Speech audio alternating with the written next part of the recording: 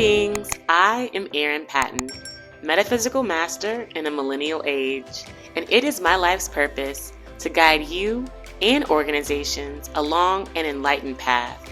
So I invite you to sit comfortably and tune in as I welcome you to the Meta Business Millennial, where we get the real conversations you won't get in the boardroom so that we understand this is exactly the path we need to be on in order to grow, evolve, and thrive.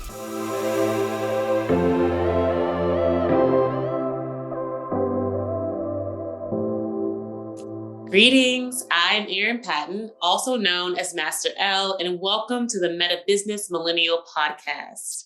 I am joined here today by none other than Miss Lisa, who y'all heard from before, all the way from Australia, and welcome. Thank you so much, Erin. Good morning here. It's a beautiful sunny morning on your evening. Yes. And I asked Miss Lisa to come back because we had such a beautiful conversation around her own personal journey, trauma. I mean, she has stories for days, y'all. And we didn't really get a chance to dive deeply into the meat and potatoes of her work, if you will. Like, I mean, it's just that real. Like, we want to really understand how we can utilize the tools and the teachings to activate our divinity, and in your words, to use your words, Lisa, to harness our power. Yes. So that we can really demystify the woo and utilize the science and the evidence that all of us so deeply crave. Because for many of us, myself included, like, this was me. Like, I graduated from Harvard. I hadn't gone to church in like 10 years. Like, what was a church? And even though having gone growing up every day, every Sunday, like being an altar server, doing all my, communion, confirmation of it, the Catholic thing, and really just not feeling connected because there was nothing real to me about it. It didn't feel real. It just felt everything was a mystery. Like, why? When everything else in my life was just so tangible and so, A plus B equals C in many ways. And actually, that spirituality couldn't be more scientific and balanced and perfect in its creation, because it is creation. And I'm so grateful that we're taking this time to kind of dig into that which is the truth and evidence behind what spirit is. Yes. Mhm. Oh, you've just said that so perfectly. I'm buzzing with excitement. We're going to talk about vibration and frequency as we go on, but thank you so much. This is it's giving people the opportunity, with all these big words they're starting to hear since I call what the Great Awakening has happened, Mm-hmm. and to have it make a little bit more sense. So we're planting the seeds for people to just take the next step and the next step. As I was saying in our last conversation, the breadcrumbs, I kept following the breadcrumbs, just like you have. Mm-hmm. And it evolves into the most beautiful lotus flower. Literally, it does. And I hope that our watchers and our listeners can take that in, because that's something that's been deeply resonating with me, and I'm being reminded of in my lessons of the pace of the sequencing, the pacing of our journey, because we're so used to it at a very accelerated crash and burn, fail fast type of environment, like especially in business. Mm-hmm. And that couldn't be further from what we have been called to do, which is to, move with grace, to tread carefully, to, not necessarily become still. You say what? Become still. Become still, or completely stop. Stillness. Yes. You couldn't be more opposite than that. Yes. And so, I really am really grateful that we're kind of coming back to what our truth is, so that we can start to embody more of that power that we're going to learn about so that we can really show up in our truth. Yes. Mm. Yes. And love the journey.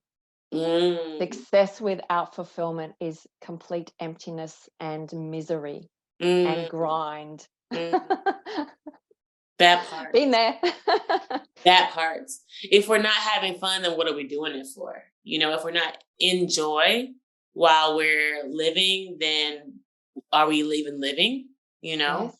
And so I guess without further ado, we can just jump right into your Sounds presentation. fantastic. And I can, And yeah, I was going to say, I've got to say, you said the word enjoy, live in joy. What yeah, about the word enjoy? yes. So we need to be enjoying the Hmm. process, which is living in joy. Yes, That exactly. just poof. Yeah, that's why I said it that way, because people are used to hearing it enjoy or Yes, enjoy your meal, but yeah, I'm in joy. Like of yes. course I am. Yeah, yes, exactly. Let's go, sister. Yeah, let's go. Let's go. Let's jump into the presentation. And then hopefully it's okay for me to like ask questions and kind of talk about what resonates with me as we go. So Yes, yes, perfect. Please do. mhm. Okay, let's go. All right. So as the beautiful Erin said, and thank you once again, Erin, for allowing me into this space. We really have such infinite potential, and I want to show you how you can harness your own power. So it's about demystifying the woo and showing how science can actually prove it. So today we are going to talk about, I'll pop that over there, talk about neuroscience, epigenetics, metaphysics, and you. Now, they are big words, and I'm going to break them all down into very easy, digestible pieces. And exposing your most powerful resource. I just have to move my little picture around here, sorry. That I want to show people how they can take back their power and create lasting change. Have the body that you love and respect, feel in control of your mind and your emotions, to have fulfilling, unconditional, loving relationships, to live a life, a free life full of joy and abundance, and literally become unstoppable in life and business. And that is using your innate superpower. And it's about programming your mind and your body to unlock your infinite intelligence. And that is your higher self. We are all born perfect, bubbling blisses of joy. And then we get humanized. And we have all the conditions, all the rules, all the this, that, the other. Don't talk too loud. Don't do this. Don't do that. And we get all messed up. And then we get to a point where we choose that this is not my life, this is not who I am, and then we start taking all those layers off. So I'm going to show you part of the process, but within this I would like you to know that the information is not intended to diagnose, treat, or cure a medical condition.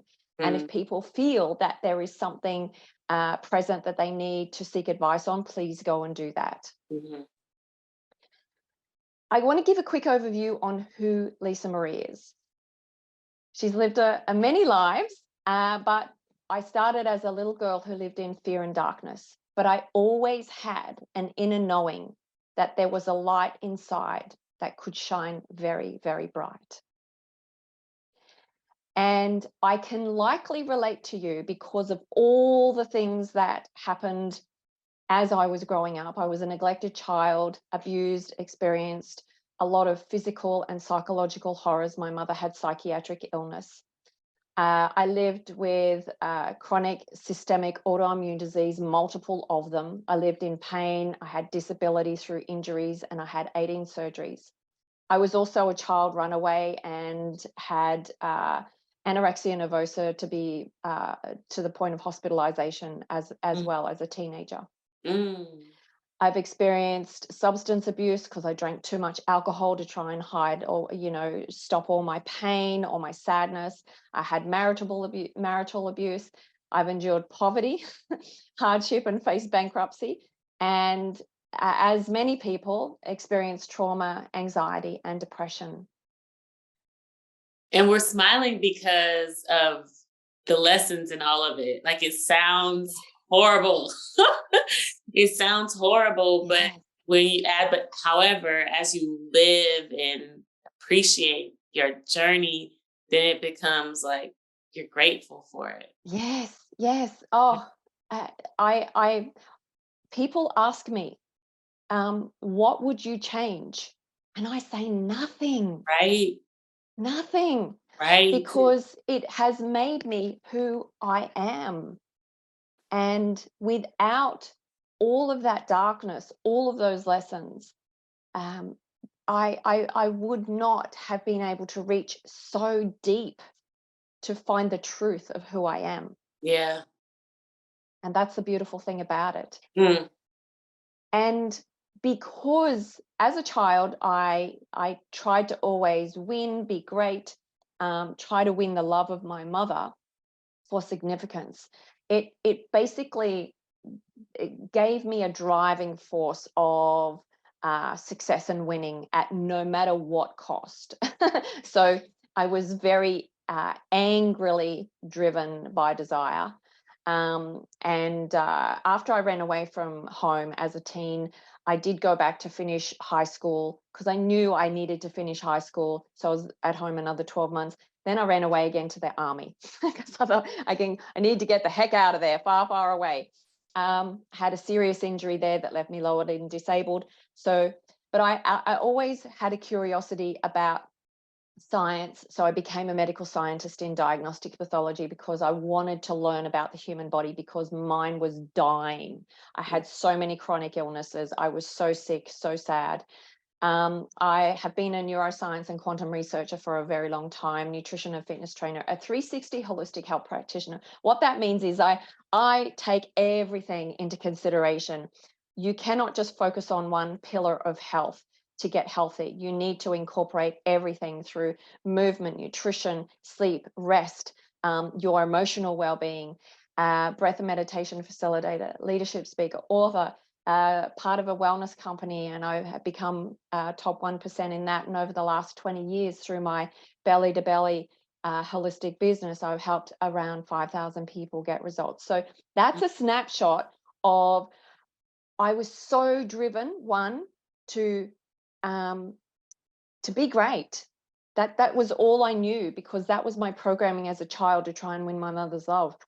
But apart from that, I wanted to make an impact into other people's lives because I knew so many people were suffering. Mm. And I am evidence that thoughts create things, and so is Erin.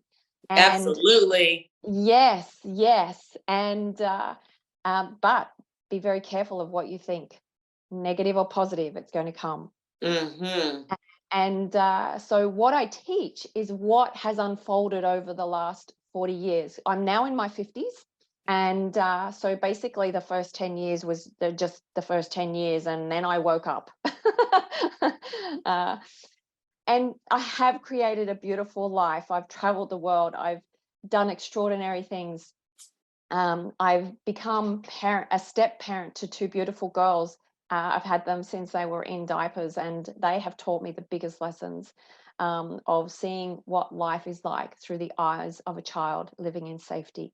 Um, and as you said, Erin, that it was Lisa visiting that little scared girl. I'm reliving that life of having to be able to experience the love and the joy of love and joy Yeah. without conditions. Yeah.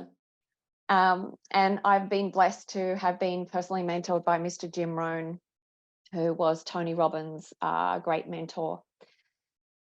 I was introduced to metaphysics at the age of 14 through a kung fu club, and I was taught Tai Chi, meditation. I started to learn the Eastern arts and basically the teachings of the Tao Te Ching.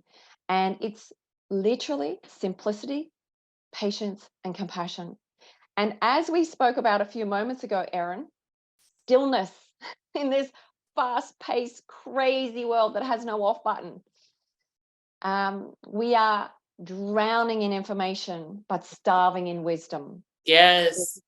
Beautiful quote I heard. I can't remember who said it. I will have to Mm, Google. mm, But it is so true. mm.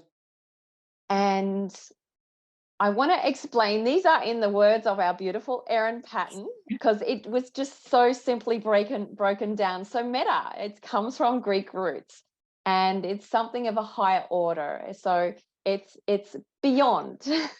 Yes. And physics is the physical properties and phenomena that we understand it in the 3D world here.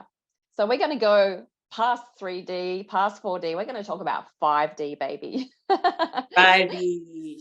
And so metaphysics is the combination of going beyond the 3D world to literally activate the divine within us and to bring ourselves to our fullness wherever we go. Isn't that just so beautiful? You I said that love so it. lovely. I want to show people how they can awaken the giant within, living in a brain healthy life. There's so much talk about mental health and they just are missing. It's the horse before the cart. If you don't have a healthy brain, you cannot have emotional wellness and mental wellness. So we really have to focus on that. And there are so many factors, and epigenetics is going to touch on that as well. We want to create harmony in all areas of life.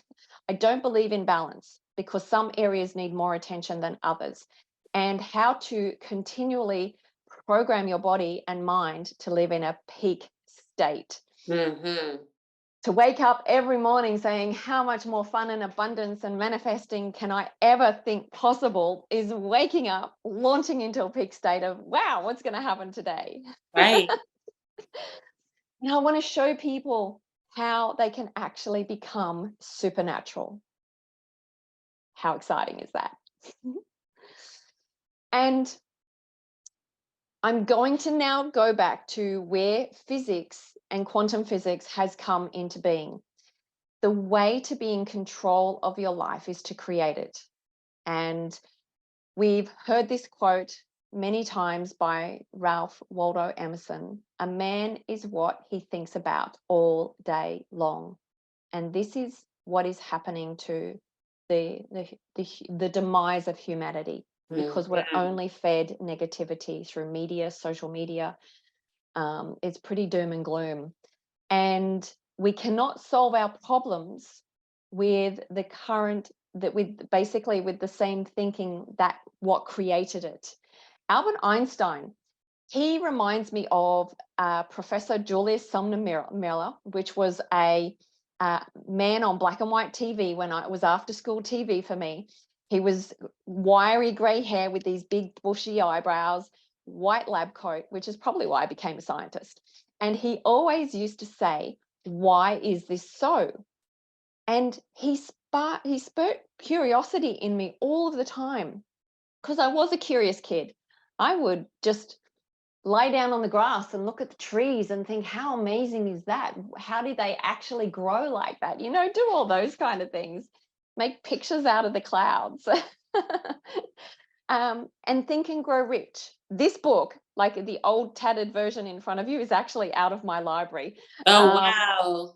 Yeah, I could zip over there and pull it out right now.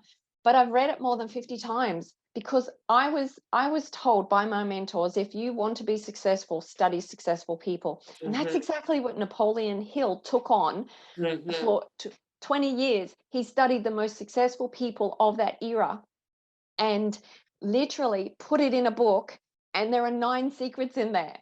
And if you learn to apply the simple basic techniques revealed here, you will have mastered the secret to true and lasting success.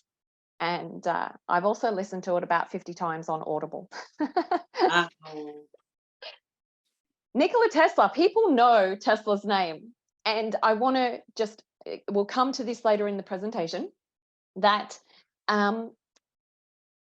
someone had a dream to have an electric car, right?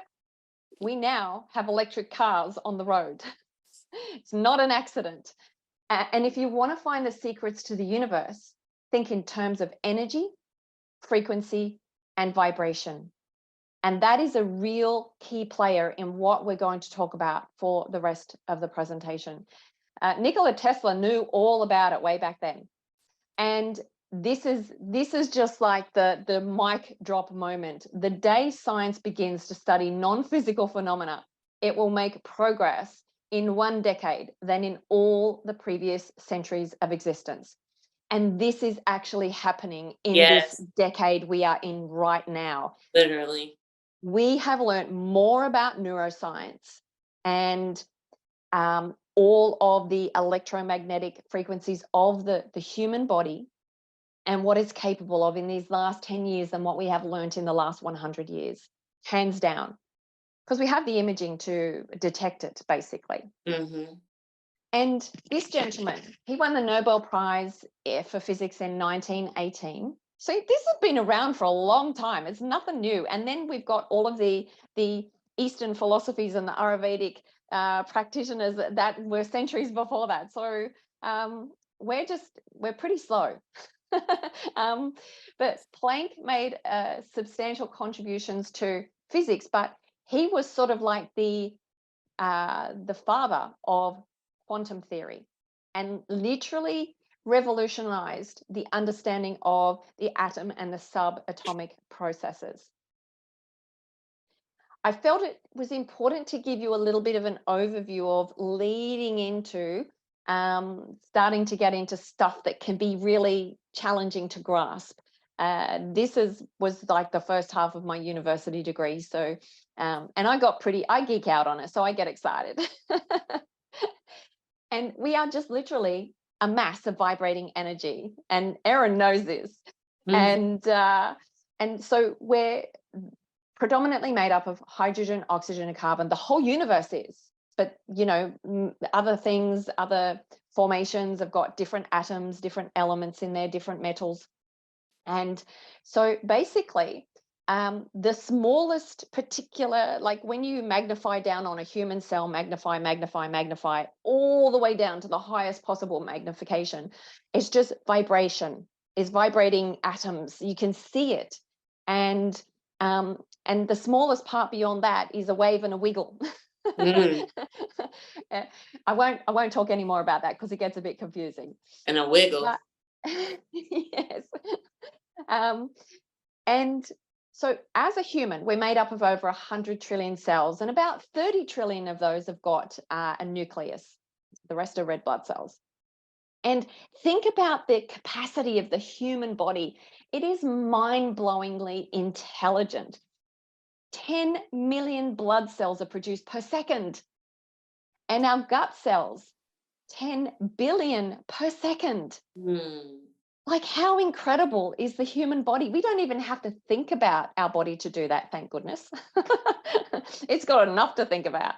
But, our heart beating, it beats hundreds of thousands of times a year, and we don't have to think about it doing it.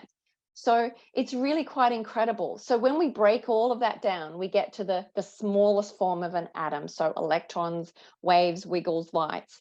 And they move very fast.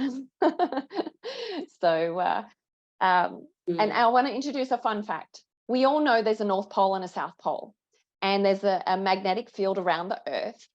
And guess what? Humans are magnetic as well. We have an electromagnetic field. There is theory of a thing called the torus field. Us believers know that it's true because we've been present in it in some high-level meditation and felt it. But basically, the heart, and this is significant, the heart space is far more powerful, 100,000 times stronger electrically and 5,000 times stronger magnetically than the brain. Mm. This is powerful stuff here, okay? And I'm wearing the colors of the heart chakra today. So, yes. And here we're going to start to step into epigenetics and neuroplasticity. And Dr. Bruce Lipton, he's like the father of stem cell discovery in biology. But he went way beyond just the cellular component of it. Thoughts, whether negative or positive, determine our biology. And it's fact, it is scientific fact that 95% of all chronic disease, without exception, has scientifically proven to be the cause of stress and low frequency lifestyle. What's low frequency lifestyle? Eating junk food, not exercising, being exposed to negative chemicals and environment, toxic relationships. That's low frequency lifestyle, what a lot of the population live in. Medication, smoking, drinking, all these things that we drown ourselves out in to stop our trying not to think about our current life circumstances. And no more than 5% is actually caused by genes. So here we go. What are your dominating thoughts? We have 70,000 thoughts a day, and I'm going to cover that in a moment. You have to think about what are you feeling right now, apart from curiosity about this strange stuff I'm talking about. Did you wake up feeling overwhelmed? Did you already, start your day with the same old, and you just haven't shifted out of that state? Or are you living in curious expectation of what wonderful things are going to happen today? Major difference. And this is credit to Mel Robbins. She uses the petrol gauge analogy. And I want to just briefly touch this of where is your life? And if you feel depleted, it literally is an SOS. It's like, you've got to change, baby. It's time to do something about it. No one is going to come and save you. It's your responsibility. That part. And as we move through the gauges, a quarter of a tank is, you're in survival mode, you're low energy, you lack motivation, and your tank is literally the quality of your life. And then we move into just doing fine. When I always smile and say to people, how are you going? And they say, not bad. Not bad? Well, I'm glad you're not bad. Why not? I'm great. I'm good, but not bad. So, their expectation is I'm just doing fine. Yeah. But fine is not good enough. I don't want to do fine. You're just coping. 3/4 of a tank, it's adding energy to life. You're feeling happy, but you know that you can actually do more to improve your quality of life. And here we've got totally energized. Your life energizes you. You energize you. You're feeling fulfilled and satisfied. You've tapped into your excellence, and you live in that every day. You still know that you can move into higher greatness. You're excited to wake up and face the day. When my eyes open, I just give so much thanks to the fact that I am well and I'm not in pain and I don't feel sick. And I'm just so grateful for that, because that was the first 40 years of my life. And you leave the day with optimism and intention. Optimism. I'm not talking positivity. I'm talking optimism. They're two completely different things. Yes. Positivity is a whole lot of rah-rah that if you're in a negative state and trying to be positive, it ain't going to work. And the most important thing when we're talking about your tank, there's so many factors: your finances, your level of happiness, the state of your home, the state of your desk, the cleanliness of your life, friendship, family, if you're in business, your revenue goals, your team, time management, living your full potential. There's so many factors in here that are tiny little pieces of the puzzle to have higher quality of life. And here we're really going to start to break down the epigenetics and neuroplasticity. So, epigenetics. Erin, I told you I was going to have little cells with parking bays on them. Yes. I'm like doing my little dance over here. Just the good part. Yes. So, my question to you, Erin, and I'm randomly asking this, do you drink coffee?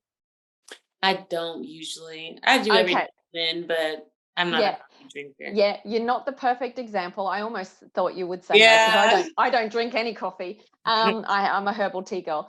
But when I ask that question and people say, of course, and I say, well, what happens to you if you don't have your coffee?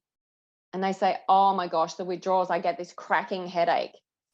And this is the classic example that on our cells, we have our set of our genes, okay? What came from mum, what came from dad, and that's sort of made us up. They're our set genes, which, by the way, can mutate under extreme conditions. But generally, they stay the same genetic map. And what can change is the cell expression, the gene expression, the little parking bays on your cells. So when you become a coffee drinker, and I will correct that term, when you become addicted to caffeine and you have your coffee hit every day, you have your caffeine fit into the parking bay on your cell because you've formed little parking spots, little receptors on your cells for caffeine. That's why if you don't have a drink of coffee, you get this cracking headache because you're actually having withdrawals. Your cells are saying, where's the caffeine? Where's the caffeine?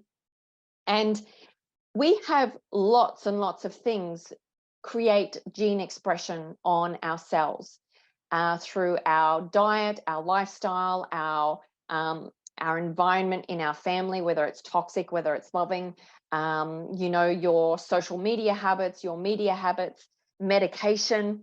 Medication is a classic one for creating receptors. That's why people become addicted to medication, or their body becomes quite resilient to that dose. So you've got to up the dose.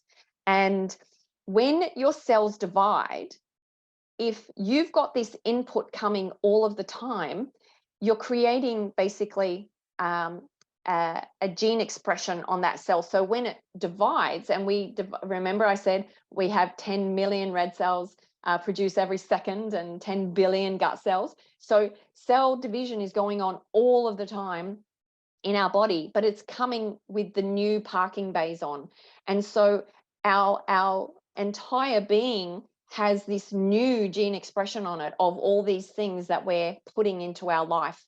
And our thoughts also create that, because every time we have a thought, positive or negative, it creates a chemical reaction in our body, sends a signal down our nervous system, shoots out chemicals, shoots out hormones, and that also coats our cells. Hmm.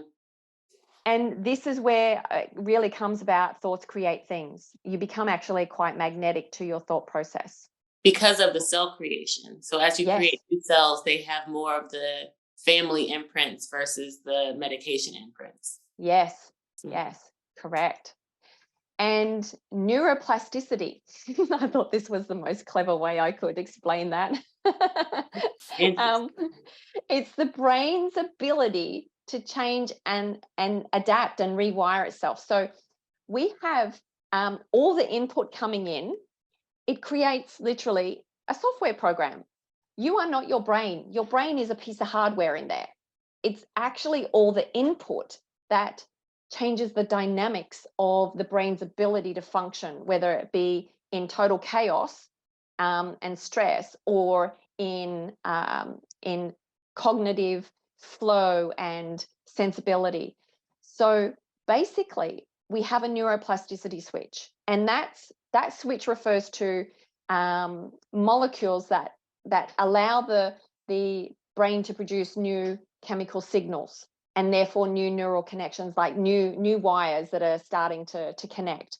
And what it turns the brain ability on or off depending on how stressful the input is, to basically to adapt to new experiences.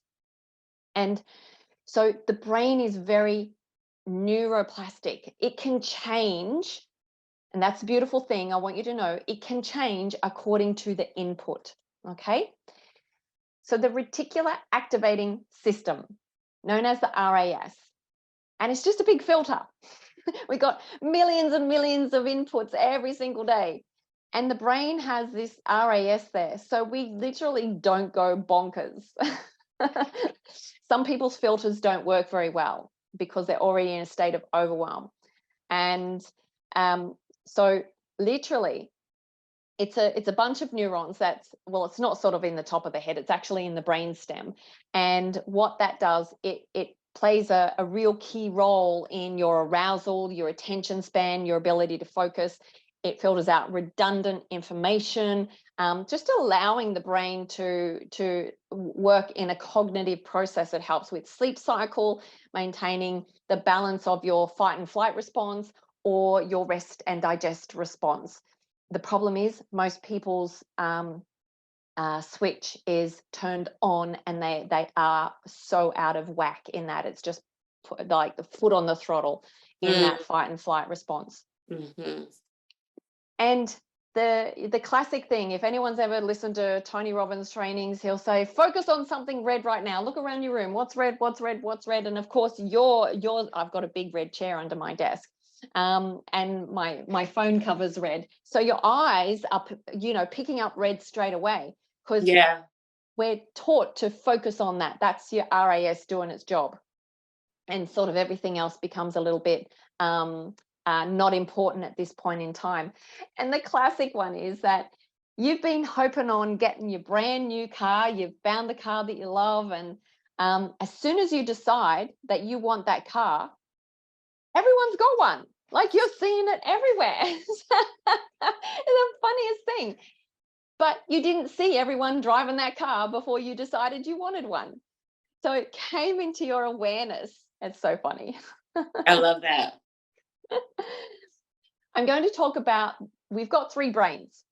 Actually, we've got multiple brains. We've got over 120 systems in our body, and each one has a brain. But we won't go into that. We're just going to talk about the 3 main brains. And it's the gut, the heart, and the brain. But there's a real special relationship between the brain and the heart. So I thought I'd just put them having a bit of a moment on a little bicycle there. And so your microbiome, which is literally your colony of good and bad bacteria, determines your level of brain health as well. So there is a direct connection between our gut and our brain. And so if you live that low frequency lifestyle that I was talking about, your microbiome will be of very poor quality, and that affects your brain directly. So what you eat, you also become. And this is a real critical thing. And so literally all 3 have their own nervous system. And research has shown that the connection between all of them play a very important role in our overall health and well-being. But the most important thing, as we spoke about before with the electromagnetic field, that connection, that heart-brain coherence is where the supernatural stuff occurs. That connection is so important. We have millions more neurons going from our heart up to our brain than what we do of our brain coming down to our heart. And that's for a very, very good reason. Now, let's talk about something that most people, when I say, who suffers stress in the room, everybody puts their hand up. And we're going to start really talking about how that epigenetic process starts, that firing and wiring process, because thoughts create things. Your thoughts literally create feelings, which create your reality. And we have 60 to 70,000 thoughts a day, both conscious and unconscious. But unfortunately, 90% of those are the redundant replays, generally negative, of the thoughts we had yesterday, the day before, that keeps our body in this state, this feeling of overwhelm, anxiety, feeling of lack, of scarcity. And when people, approximately 70% of people live in the hormones of stress, and this is survival, okay? The daily flooding of stress hormones, it's creating all these receptors on the body. And therefore, we're going to speak about in a moment, the body actually becomes addicted to the hormones of stress. Yes. Come on now. Yes. And researchers found, this is where we're going a little bit woo, and researchers found that 70% of people measured, because we can now measure, like Bruce Lipton was the father of being able to measure the frequency and relate that to the emotional status of the person. And obviously there was a lot more within the research than that. Most people look at that level of 100. It's suffering, it's fear. 70% of the population is living in such a low vibrational state. By the way, the process of 2020 just basically popped the cork on that and just magnified the coping ability of people. And there's a lot more science behind that as well, with being indoors and not getting our vitamin D, which does magical things to our brain health and our so there's a whole lot more involved than that. But remember, our fuel tank represents the input coming in and therefore the quality of your life. So why do you feel this way? A lot of us just think of our current circumstances of having a bad day, but it's actually the compounding effect of the things that you've done over the last 10, 15, 20 years. And it's also the environment that you're constantly exposed to. And I find the worst part is a lot of people are not taking responsibility for the fact that they can be in control of their response to what's going on in life. Yeah, yes. A lot of people feel like their illness is not their fault. Yes. And I don't know where that programming comes from. I'm going to meditate on that so I can get some answers. And there's something where people have this, I think I know where it comes from. It comes from the savior complex. It comes from our dependence on religion and thinking that we have to wait for a savior to bring us back, and not understanding that we are our savior. We are the Christ. The Christ lives within us. And it's just, it's tricky because when we do read, biblical texts and spiritual texts, it says it there, but for some reason we don't receive it as such. So that's the disconnect. Yes. And I mean, there's obviously the population that is brought up in a spiritual religious family, and they have the teachings of the Bible. That didn't happen in my family, but because of the environment that I was in, that my mother was a psychiatric dangerous woman. She was a victim in her own life. She was actually a victim of her own hand. But we were a victim of her as well.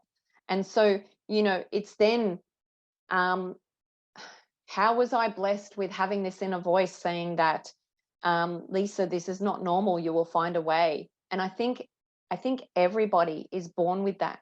Well, I know everybody is born with that. Yes. It's just that I was put into whatever correct incubator environment that I was quiet enough to listen to my inner voice and just keep hoping that whatever I was thinking deep down is that I would find a way. And so here we have, I'm calling it the old new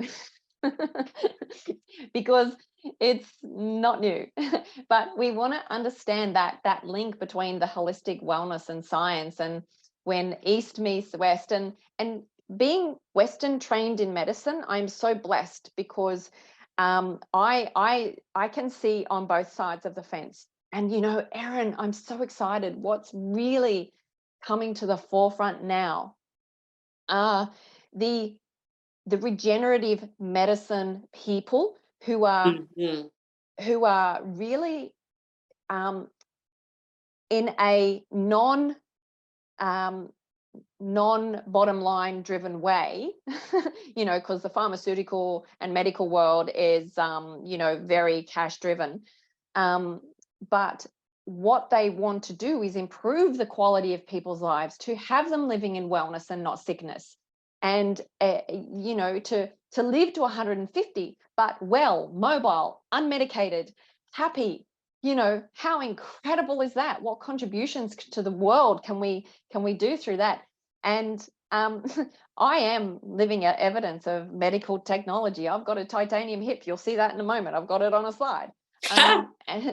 So, there are incredible breakthroughs with regenerative medicine coming through. And as a scientist, like I'm in the middle of reading Tony Robbins' Life Force book at the moment, which has got this whole thing on epigenetics medicine right now. And it's mind-blowing what, you see how excited I'm getting? Yes. It's mind-blowing because combining that with woo, oh my God, it's just like magic carpet ride. So let's get back. Okay. Combining, the somatic healing with the wisdom of science, we can neurologically, emotionally, and epigenetically lose our mind and create a new one. I love that language. Yes. And let's quickly go back to the Hawkins scale. So David Hawkins did create this funnel of the different vibrational frequencies and emotions attached to that. And I can relate it to, well, how did they do that? Well, we can do a heart map with an ECG. We can do an electromagnetic imaging of the brain. So we can measure bits and pieces of the body. And we've just put it into a diagram that explains the level of frequency of what comes out of a human. And we've all done this, me being older than the present company on screen. We once upon a time only had telephones that were connected into the wall, and you would dial them. And you'd be thinking about your friend, and all of a sudden the landline would call and it'd be your friend on the end. It was so cool. But we've all done that, where we've been thinking about a friend. All of a sudden we got a call, a text. That is the frequency going out into the universe. You've got to understand that. It just didn't happen by accident. And so knowing that frequency, and by the way, how incredible is, like, how many gazillions of mobile number sequences are there? And they all have a unique sequence. That if I dialed you right now, Erin, the frequency of this phone is coming exactly to the frequency of your number sequence that you can talk to me. This is what we're trying to explain to you, to put it into other terminology. And so your dominating thoughts are going out into the universe, and it is magnetic. What you think about comes exactly back as a mirror image in some form or another. And so people say, why is this always happening to me? Is because you're always thinking about negative crud. and so it just keeps finding you. The rich get richer, the poor get poorer. It's just their state of being. And so you are a magnet of whatever you're thinking. Let's go woo, baby. And your emotions also align with your energy centers. So we're going to talk a little bit about our chakra system. And for those people who have not been familiar with that, I'm going to explain what chakras are in a moment. But basically, the colors also represent the frequency on the Hawkins funnel. And when I was in my deepest, darkest despair with disability, pain, and disease, it was the first three lower centers. And as we know, that is where all the suffering happens. But the chakras are believed to be the energy centers. So it's of the body, and it's the traditional Indian medicine, the Hinduism, Buddhism, yoga, and spiritual practices. So it's been around for thousands of years, and there's 7 main chakras, each associated with a specific area of the body and a particular electromagnetic frequency and color. And so basically, each chakra is said to govern a certain physical, emotional, or spiritual aspect of a person's being. And when they're blocked or imbalanced, it leads to physical or emotional health problems. And we know that because most of us have lived that way. And we can then relate it back to this beautiful thing. And so when we, and this is what one of the things that is part of my teachings, is that when we start to work on somebody's health and well-being, or upgrading their their greatness, we start at the base root chakra and work our way up the way, because we want to make sure that nothing's blocked, and we don't miss anything, and we've got our beautiful heart space. Our love and healing, our heart chakra, is where it is the bridge between our earthly being and our infinite essence. And when that is open, my goodness, life certainly changes. I'm going to quickly talk about the definition of stress. Erin, would you have liked to have said anything about the chakra system, or we'll just keep going? Well, I just wanted to say that you talked first about the connection between the gut, the brain, and the heart. And as you look at the chakra system, those are also like the gateways in our chakras. Yes. And so I just want to make sure that people are aware of that connection between the chakras and our actual physical body, because as we, and I do, I'm a Tai Chi master, so I did Tai Chi as well. I practiced Tai Chi, and we did a lot of Danjan tapping to activate our sacral chakra. And we did that because as we open up our energies, our lowest energy center that connects to our lower seats in our body, then we're able to activate more higher awareness and spirituality and connection to that. So I hope that people are able to see that physical connection with the gut, the heart, and the brain, as well as the chakra system. Yes. They're the perfect 3 gateways, aren't they? Yes. The definition of stress is when your brain and your body is knocked out of balance. Hemostasis is the clinical term there. And it is a scientific fact that the hormones of stress downregulate genes and create disease. Remember, 95%, Bruce Lipton. And all organisms in nature, they can tolerate stress for a short period of time. It's the refractory period. I'll give you the classic example. Deer grazing on the African plains. Lion comes pantsing out to chase it. Deer takes off, fight and flight response, outruns the lion, and then it checks the area, no lion, because the lion ran out of steam trying to catch it, and it just goes back to grazing as if nothing happened. Okay, that's hemostasis.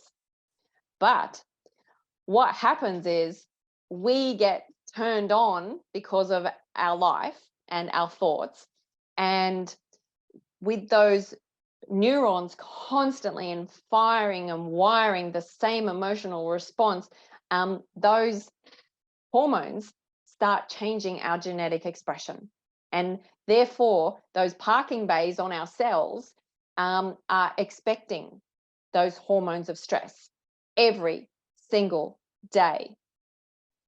And it's amazing what happens if we don't feed those hormones.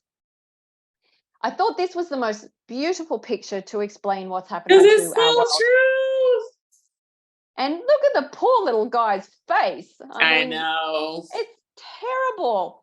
And so let's talk about a habit for a moment. A habit is a redundant set of automatic thoughts and emotions, and it's acquired through repetition. Okay. And 95% of who we are by the age of 35 is a memorized set of behaviors and emotional reactions. And they're unconscious habits that are hardwired beliefs and perceptions. Oh, it really annoys me, this picture, but it's so true. It's so true. Let's talk about the other addictions of lifestyle. And a group of young people out socializing, not one of them are talking to each other. In fact, they probably are. They might be texting each other a message.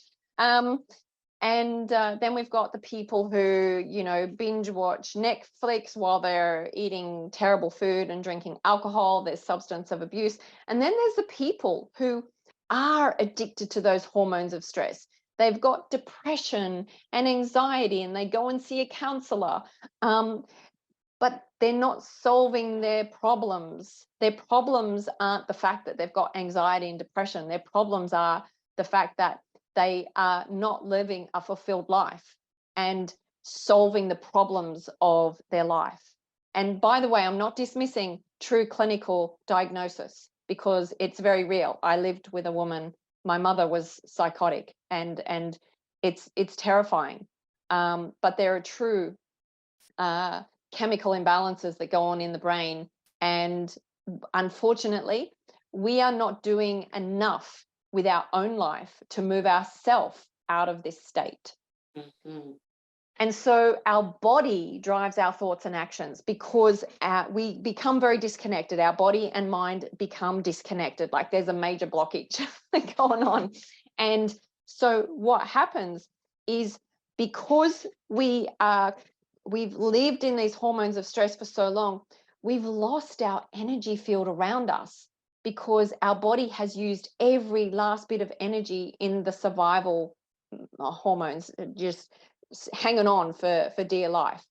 And so we do become addicted to those hormones of stress. And so classic example, if you are living in a toxic relationship, and a day or two might go by where there is no argument, one or the other partner will do something to trigger an episode where you're both fighting again. And that is to get the hormone hit. It's unconscious, but it's real. Or if you are a yo-yo dieter and you're trying to get fit, you'll go out walking, step in a pothole and twist your ankle so you can't exercise. The body is constantly throwing obstacles at you to keep you in that state. And breaking a habit is so hard. I just wanted to use this as the classic example, because we brush our teeth automatically. We don't even think about it. I promise you, next time brush your teeth, you'll be doing exactly the same way. But what I want you to do is do it with the other hand. You'll probably dig holes in your gum because it's just so awkward, because you haven't got the neural pathways to be able to do that. And disrupting those automatic processes is painful. It's uncomfortable. And that's why people find it so difficult to change. Mm. And so starting a new diet, you first have to ask yourself why you're overweight. And don't say your genes, because that ain't the case. Period.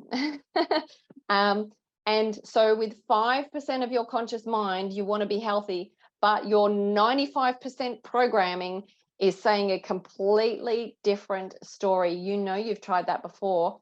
God, what's your mother going to say when you try this next diet? You're going to get hungry within a day. All this stuff comes flooding into you, and the brain flicks a safety switch because it's trying to trick you. That's all that negative chatter that's going on. And the hardest part about change is not making the same choices. And the moment you decide to change, that the brain sends out a safety net. It says, don't go there, because I don't know that territory. It's unknown and you don't want to go there. And that's the worst part about people not being able to change, because they succumb to that. But we have so much power. I want you to think of watermelon right now. How beautiful, fresh smell, the texture, the juiciness. As a kid, we used to spit the seeds at our friends, and these days they're all seedless. So yeah, I was going to say I miss the seeds. I know. It's hilarious. Well, it's not actually. It's not actually. No. That was half the fun of eating watermelon, spitting the seeds of your friends. But we very quickly hopefully most of the listeners have experienced watermelon. You can get that just like that. That's the ability of the mind to bring an image forward.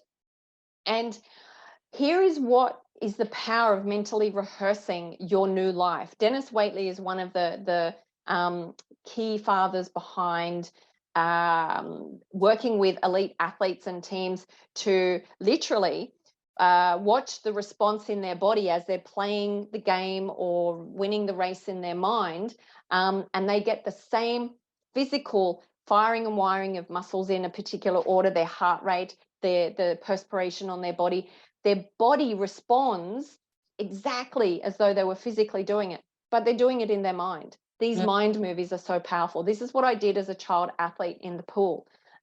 Is I would be winning the race in my mind before the race. And the power of that is incredible. Like, you're literally creating your future. And so we know that it's powerful and true to be able to rehearse your new life. And so taking a thought or a goal for the future and to be able to mentally live in that moment and feel the feelings that come up with that is incredibly powerful. That feeling, I just got a rush of feeling right then. I don't know if you did, Erin. Me too. Yeah, we are very present constantly, and as soon as our brain takes on something, we get that. It's a visceral effect, and the mentally rehearsing it begins to install the new neurological hardware as though the experience has already happened. This is the part of the new epigenetic change going on. But it takes 66 days to rewire a new pathway. So you've got to do it every day. It just can't be one episode. It's like pregnancy. You got to cook the baby for 9 months. Yes. It's really 10 months, 40 weeks. Come on now. Yeah, this is true. And that process of you being in that moment of excitement, joy, love, connection, those higher vibrations, it starts to bring your real vibration up. And I'm having a rise going on in my body right now. And so this is the process of that real change starting. You're epigenetically starting to signal new genes. And what happens is we're raising our energy field. And when we start to raise our energy field, apart from the chemical response and new connections in our body, we're now allowing more energy to come into our being to be able to rise up our vibration. So we're actually starting to generate energy because we've got flow going on. We've got movement of that internal chi and beautiful infinite essence going on in our body. But people say to me, Lisa, my life's in such crisis. I'm so low, I don't know how to get out. But our decisions shape our destiny. It can happen in an instant. Decision means change. It means decide. And so what are your current dominating thoughts? If it's negative, we have to learn how to change our vibrational state, even if it's for a moment or two a day. And we start working on those. And it's not just about your vibration. It's about putting clean food into your body. It's about moving your body. It's about focusing on the loving connections you have in your relationships and avoiding the toxic ones. So most people have a bad relationship with money. And that is actually our solar plexus chakra. So, we've got some issues to work on there. And the biggest part is, are you prepared to change your current identity? Yes. This is where the rubber hits the road. Yes. If you are not prepared to let it go, it is not going to happen. No matter how many courses you take, no matter how many mantras you chant, it is not going to change if you've got an attachment to being a victim. That's a big one. I'm sorry, I had to call it out. That part. And literally, you have to lose your mind to create a new one. We can't repair your Morris Minor enough to turn it into a Ferrari. It ain't going to happen. Okay. So we have to literally tap into your supernatural potential, your infinite essence, that divine stuff that we all have. And there are major forces of transformation. Now, I'm not going to go into this because it's a whole nother topic, but it's immersion learning and stacking. Okay. It's a very, very powerful process. And then the next part of that is practice. It's spaced repetition over and over and over again. Remember, I said it's 66 days of constant firing and wiring for those neurons to actually finally make a connection. And they're still very unstable, because if you don't continue after that, we're not going to get that conduit, that protective coating on the top, which is called myelin sheath. Just fun fact there. That is myelin sheath. It's myelination. Yeah, myelination. Where we have it's an essential fatty acid coating on there. It's sort of like in our wires, we've got this plastic coating on it. So it's literally the coating to actually make sure it's hardwired. So then it becomes an automatic process.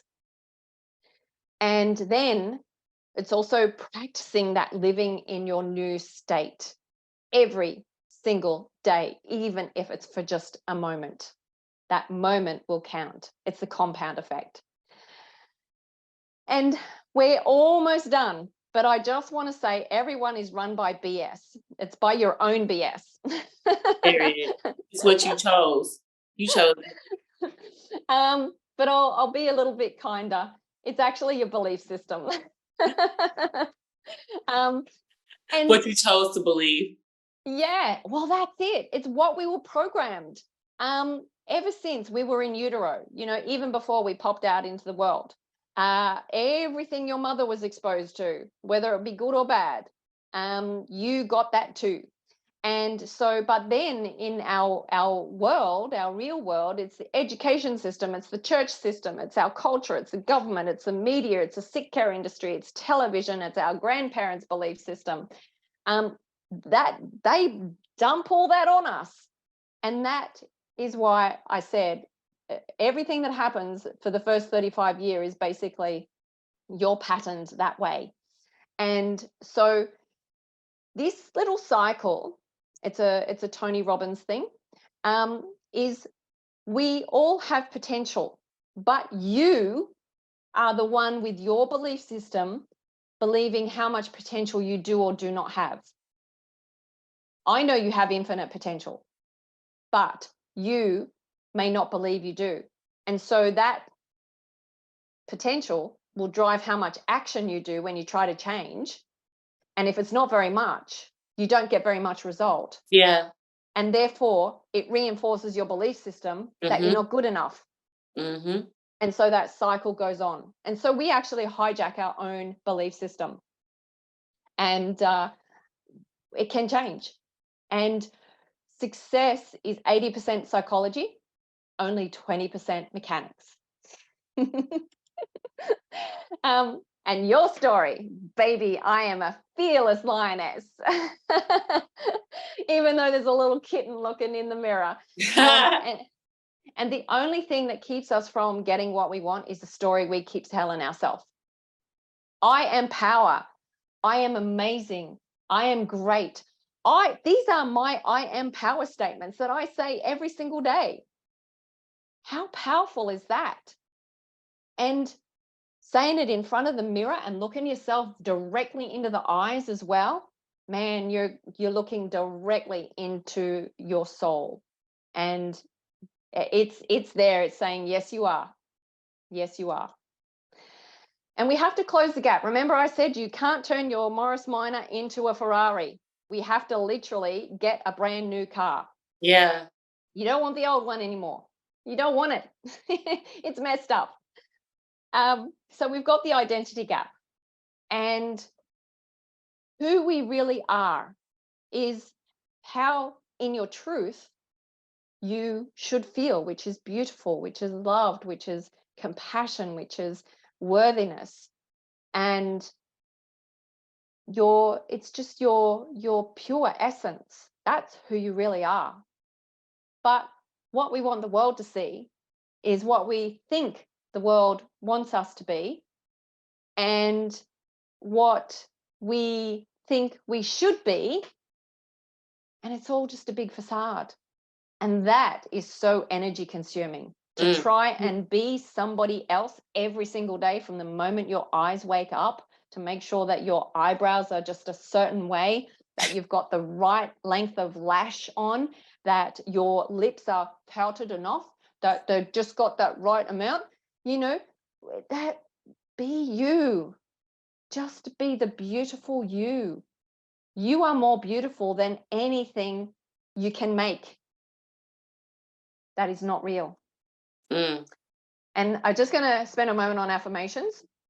That living in your negative state, you cannot chant, I'm happy, I'm happy, I'm happy, I'm happy, and expect you're going to get happy. I've done affirmations way before now, and they didn't change my life. I stayed miserable and angry. You are actually affirming power words to a negative state, and that is actually not good. All right. Mm.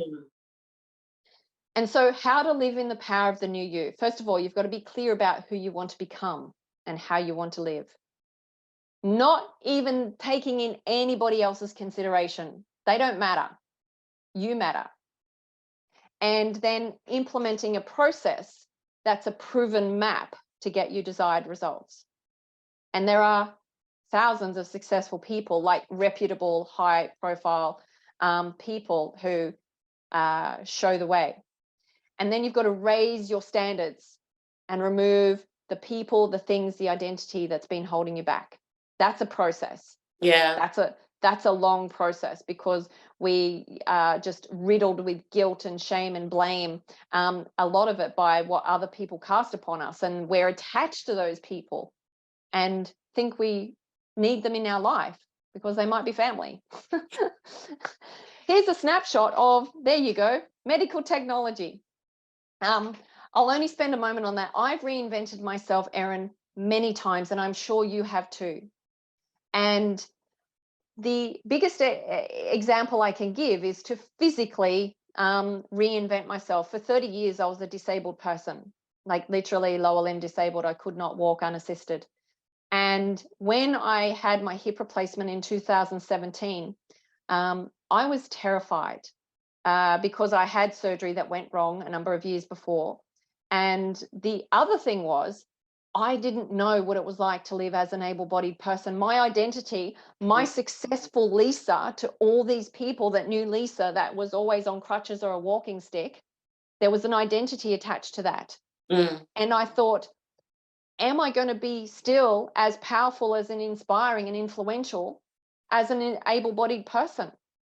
That was actually a thought that went through my mind. And it was a valid thought, because people could associate, well, there's something wrong with her and she was successful. If I look normal, they can just think, well, she's lucky.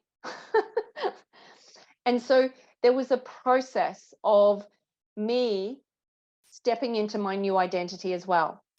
And this is one of the biggest things, is because it was also healing my base chakras. Light bulb moment. That's beautiful. Yeah.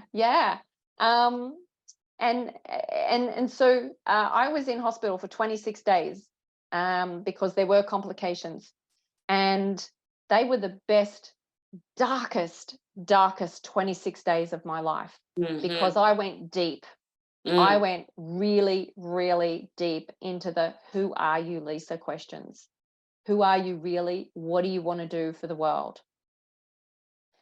And moving right along, we have to live in our potential power. We all have potential power. And when you think, well, I don't have enough money, I'm not pretty enough, I'm not strong enough, I'm not smart enough. Resources are never a problem. The lack of resourcefulness is the big problem. I've faced bankruptcy a couple of times, and so I've not had money to get me out of the hole. And so there are millions of free resources online that you can just use endlessly, and there is no excuse. And so our emotion equals energy in motion. And to make Yeah. conscious change, we've got our little pea-sized 5% conscious brain driving the bus. But it's the 95 subconscious brain, which is the hardwiring, the whole software program going on, that we need to literally reprogram. And so to make constant change, we have to break that. And that is really, really uncomfortable. Not like we're going in to break something. It means we've got to change out of our current state into a new state. And getting uncomfortable is part of the process. And you have to understand interrupting the pattern is not going to be easy. It is uncomfortable. So I want you to embrace that. I want you to accept that as part of your responsibilities. Yes, it's going to be uncomfortable. Yes. So let's get at it. And you're going to feel like you're losing mind. And basically, you are. So that's the whole process. You said it. What, you need to lose your mind to create a new one? Yes, you do. And so right now we're all in this high beta brainwave, incoherent, chaotic stuff going on all day long. And they're the hormones of survival. But what we want to do is create this beautiful, coherent brain. It's almost like, it's just light and calm and peaceful. And so to reprogram, got to make a decision. Going to do it no matter what. I'm a burn the bridges, baby. There is no going back for me. And that means that you're looking forward, looking for solutions. Very powerful. So you've got to create a blueprint. What do you want your life to look like? You're in the driver's seat. You've got the blank parchment. And then create daily repetition, those rituals. But the main thing that I do this through and teach my clients is through sound, breath, and guided meditation. And all of those three things raise our vibrational frequency. And we are sending guided instruction into our conscious brain while we move into the subconscious programming. I'm going to show an example of that in a moment. So the steps to conscious change, generally you've got to be at rock bottom. You've had enough. Yeah. And that is it. Okay. You no longer want to be a victim. You're ready to rise. Yeah. You want to be a victor. And you make a real non-negotiable decision to change. You create massive imperfect action. Be prepared to fall over. It's the only way to go. And be prepared to change your limiting beliefs. Create a success plan. Come back and take massive imperfect action all over again. But surround yourself with the people who are lifting you higher. Okay. You want to go up to their vibrational state to help you in your days of discomfort. And literally, gosh, look at me as a 33-year-old Erin. Doesn't even look like me. And it was about $500,000 and 30 years of me searching for answers to unlock my supernatural power. And I believe I have the recipe now. Okay. I live that every day. The things that come into my life are extraordinary. Erin has come into my life, which I believe is an extraordinary gift. And these vibrational patterns are just part of my being. And it's extraordinary once you are up there. And I have had a daily practice for about 20 years, but it's evolved. It's not the same thing every single day because we need to have change in there for, fluid and growth, but it's moving and breathing. It's get grateful. Be grateful for what you have. It's okay to be eager for more, but be grateful for what you have. your arms, your legs, water coming out of your faucet in the kitchen and the shower, food on your table. Be grateful for what you have and visualize what you want to create. Meditation is such a key part. We're now in modern science, thank goodness, of saying that meditation is now a practice of personal growth and healing and all of these other things. And I listen to personal development while I exercise, which is my brain is in that perfect receiving state because Yeah. I'm actually focused in the moment.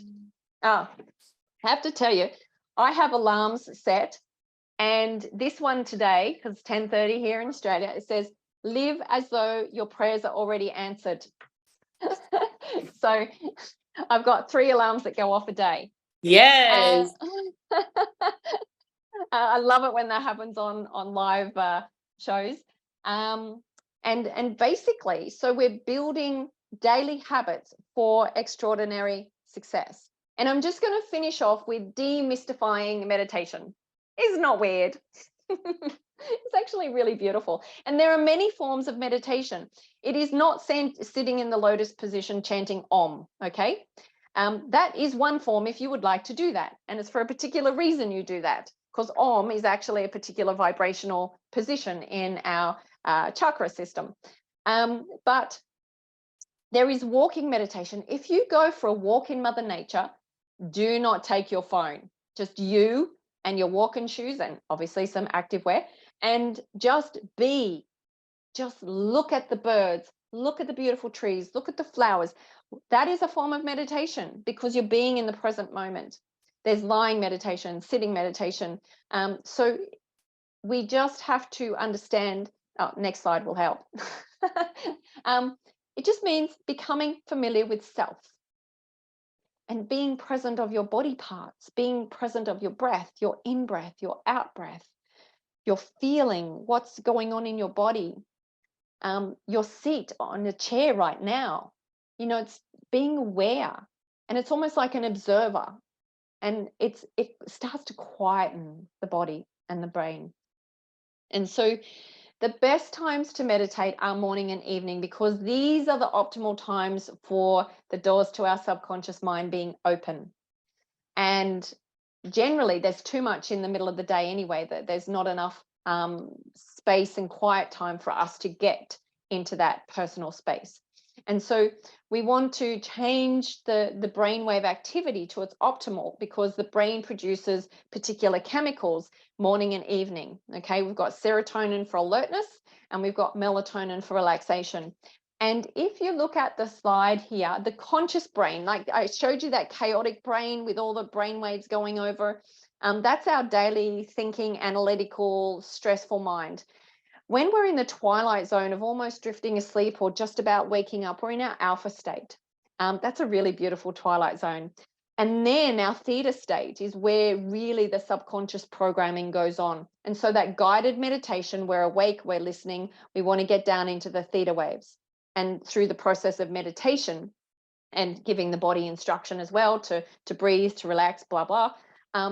But then, so that's where the reprogramming can happen. But then when we move down into the delta and the gamma, like that's supernatural levels of you, you are absently present in your body. And so that reprogramming is the combination of sound, breath, and guided meditation raises your vibrational frequency. We give the subconscious a new program. It signals new neurons to fire and wire, and therefore signals new genes to be created on our cells. And we can't just fix one thing in our life. My focus in my holistic wellness is everything to do with our mind, body, and soul, because you can't have any of the areas neglected if you want to reach that level of greatness, that supernatural ability of living an extraordinary life. And thoughts create things, my friends, and we all have the giant within. And it seriously is time to wake up the giant. And as Rumi says, set your life on fire. Thank you so much. I love this, sis. Come on now, Miss Lisa. Y'all listening and watching, I hope you made it to the end, because this was a beautifully packaged presentation that literally walked us through every aspect of changing your thoughts to things, like for real.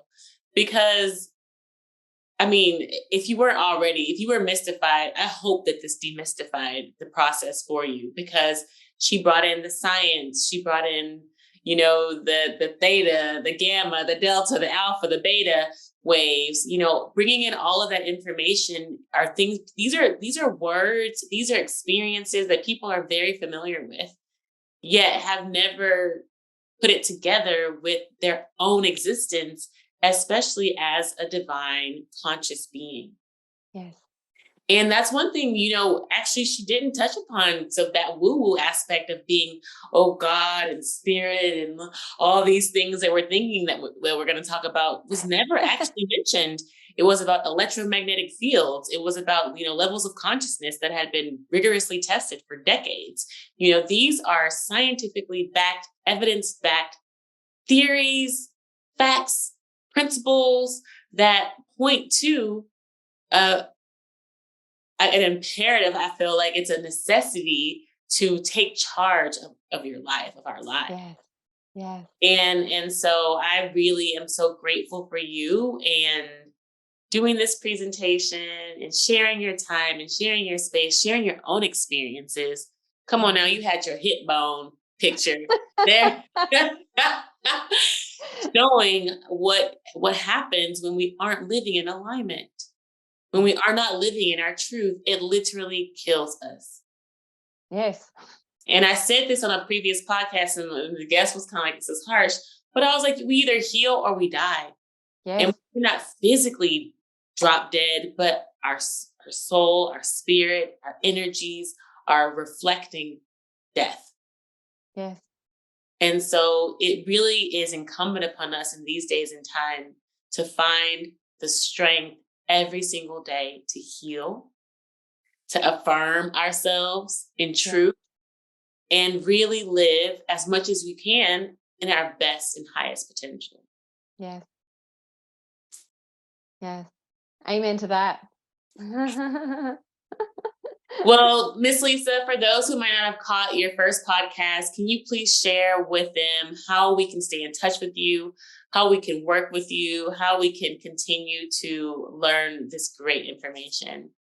Yes, thank you. The easiest place is to go to my website, and I'm sure they're going to be in the show notes, Erin, but my name is Lisa Marree. My surname is a bit tricky, so it's Marree, so lisamarree.com. And I've got beautiful free resources in there. I'm actually in the process of building an app as well that's going to have free meditations and so all sorts of goodies on there as well. So that'll be dropped onto my website when that happens. And yeah, I just love sharing the goodness and helping people plant the seeds of hope that they can move into their supernatural greatness, which is we all have it. We just have to decide to let it go, all the stuff that we're hanging on to, and start to heal and start to move through that infinite potential. Yes, infinite potential. And I also want to invite you all to follow me at I am Erin Patton on Instagram, Facebook, LinkedIn, and we have so many more resources, including this podcast at themetabusiness.world. And also you can follow the Metabusiness Millennial Podcast on Instagram. And again, thank you all so much for making it to the end. And we love you so much. May you be blessed. Peace. Did you really love this episode of the Metabusiness Millennial Podcast? Well, I am honored, and I appreciate you subscribing, leaving a review, and sharing it with your friends, because your feedback allows us to co-create more enlightened conversations. And if you're interested in growing your soul now, head over to my website, erinpatton.com, to find all the show notes, links, and free resources to get your energy activated today. In the meantime, stay bright, my friends. Much love and light. Peace.